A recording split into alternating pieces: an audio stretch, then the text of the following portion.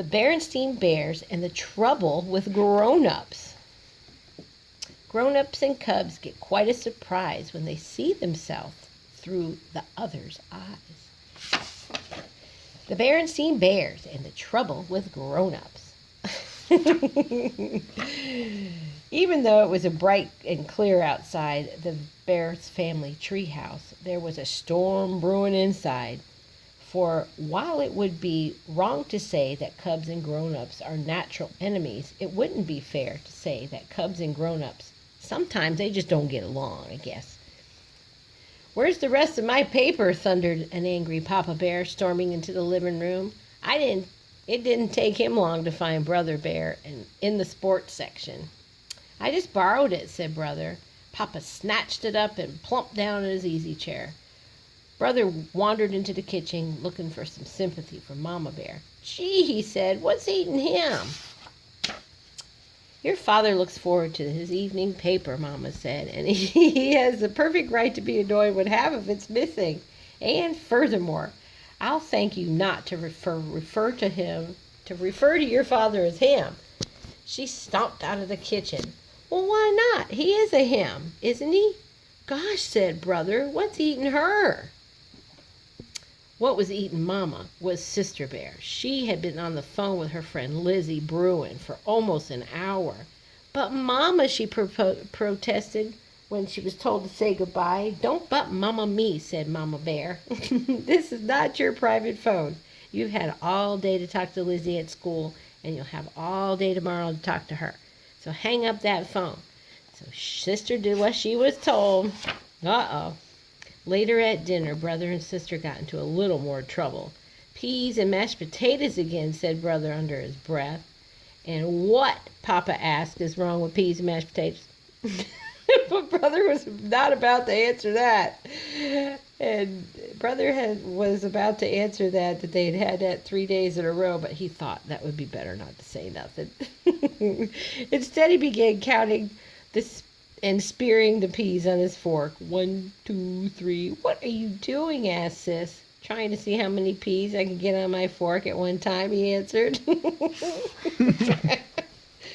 While Brother was counting his peas, Sister was working on her mashed potatoes. She patted them into a little mountain, and then using her spoon, she pressed a cup on the top. "Pour it right there," she said when Mama offered her some gravy. "What in the world?" commented Mama. "Well, you see," said Sister, "it's a volcano, and the gravy is going to be the lava that flows down the sides." "Well, that'll be quite enough volcanoes and counting peas," shouted Mama. "Food is not to eat." Boy, she is crabby. "Food is to eat, not to play with." "Gee whiz," said Brother. "We're just trying to make it interesting." "Well, food isn't supposed to be interesting," roared Papa. "It's supposed to be food. Y'all are grumpy." Brother and Sister went to bed that night and got up the next morning without much fuss. But trouble started again at breakfast. "Oh, yes," Brother said, suddenly remembering something. "We'll be getting the late bus home this afternoon because—" "Late bus," interrupted Mama. "I was planning on visiting Gran after school." "But Mama," he protested, "we're staying late to plan for the Parents' Night talent show next Friday." "Parents' Night? First I've heard of it. And Friday is my chess night with Farmer Ben," complained Papa. "Here's a notice I brought home," said Sis, digging into her bag. "I forgot to give it to you." "Me too," said Brother. "Why, this notice is a week old." Forgot," roared Papa. "Why, you cubs would forget your heads if they weren't attached to your shoulders." "Oh my goodness, that's funny." "Phew," breathed Brother as he fell into the seat beside his cousin Fred on the school bus. "Tough morning?" asked Fred. "You better believe it," said Sister, taking the seat next to Lizzie. She had saved it for her. The four compared notes on the way to school. The cubs agreed that while there was no doubt that their parents loved them, they were a little difficult to get along with sometimes. They nagged, they said no a lot, and they never wanted the cubs to have any fun. "Well, hey," said Brother, as they got off the bus, "what are we going to do for Parents' Night talent show?" "Well, I don't know," said Lizzie. "Let's think about it." That afternoon, the auditorium was filled with the cubs getting ready for the show. Babs Bruno was playing her violin. Queenie McBear was practicing pirouettes. Too Tall and his gangs were working on a rap number, which Teacher Bob didn't look too happy about. didn't look too happy about. Brother, sis, Fred, and Lizzie didn't have an idea yet. But as they searched their brains, brother snapped his fingers and said, "I got it. Remember what we were talking about on the bus this morning?" "Sure," said Fred. "We were saying how grown-ups can be just a big old pain." "Well," said brother, "let's put on a play about that and call it The Trouble with Grown-ups," shouted all the others. "Sensational," said sister, as they slapped hands, delighted with the idea about showing their parents how hard it is to be a cub.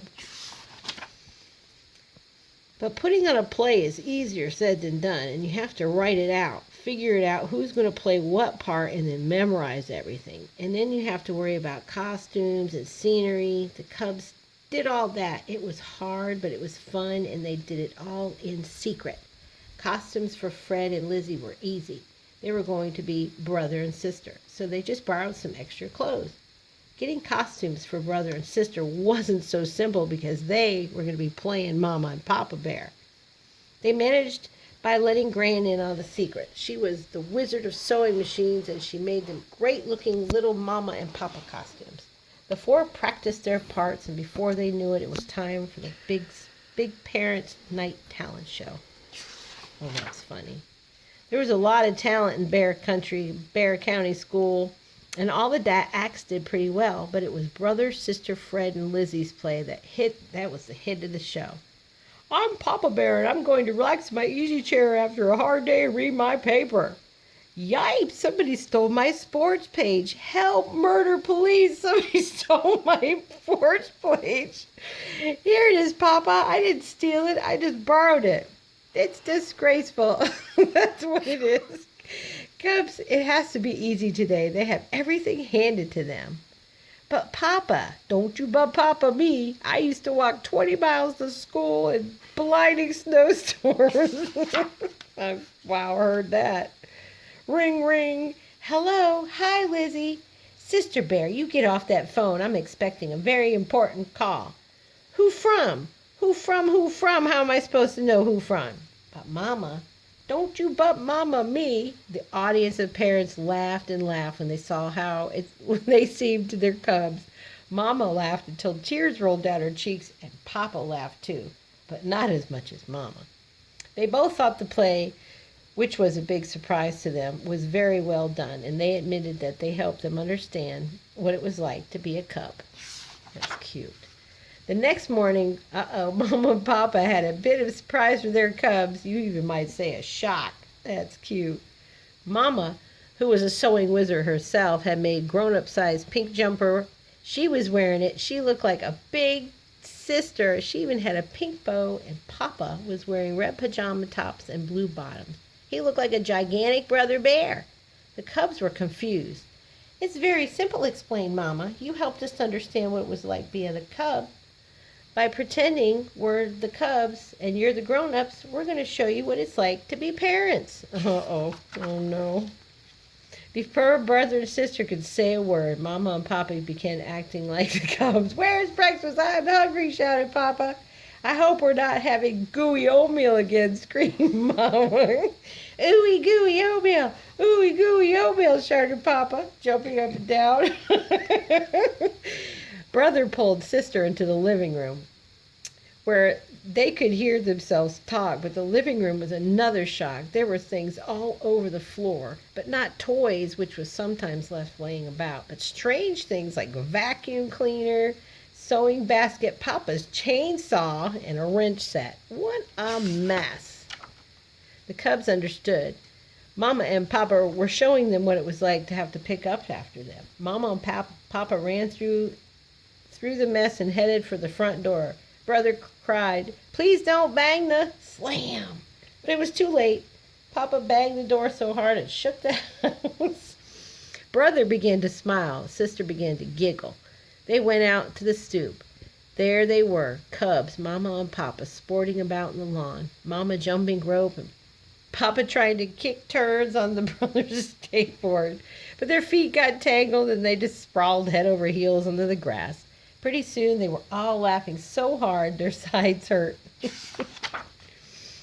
Later, when they were back being themselves, Papa said, I have a better idea about how cubs feel now. Mama agreed. Brother and sister admitted that they had better idea about how parents feel. Boy, said Brother, you two sure know how to act like cubs. After all, we were cubs once ourselves. And here's a thought. You'll be grown up someday and each probably having your cubs of your own. Aww. Brother and sister thought about that for a moment, and they looked at each other, and then they looked off into the distance and thought about it. It was something to think about. The end. Thanks for reading with me.